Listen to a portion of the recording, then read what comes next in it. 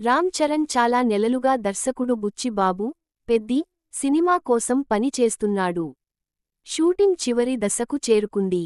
గత సంవత్సరం, రామ్ చరణ్ పెద్ది పాత్ర కోసం తనను తాను మార్చుకోవడానికి ఒక ప్రత్యేక శారీరక శిక్షకుడిని నియమించుకున్నాడు మరియు కఠినమైన, గ్రామీణ పాత్రను ప్రతిబింబించడానికి గడ్డం మరియు పొడవాటి జుట్టును పెంచాడు.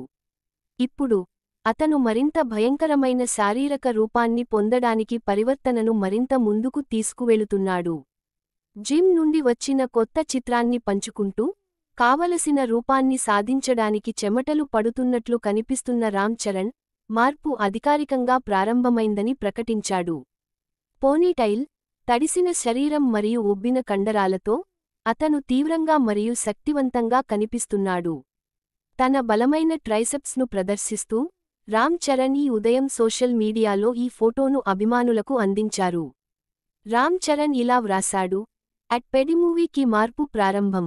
స్వచ్ఛమైన ధైర్యం, నిజమైన ఆనందం. పెడ్డి అనేది ఉత్తరాంధ్ర ప్రాంతం నేపథ్యంలో సెట్ చేయబడిన స్పోర్ట్స్ డ్రామా.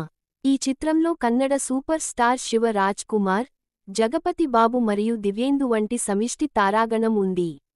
జాన్వీ కపూర్ ప్రధాన పాత్ర పోషిస్తుంది.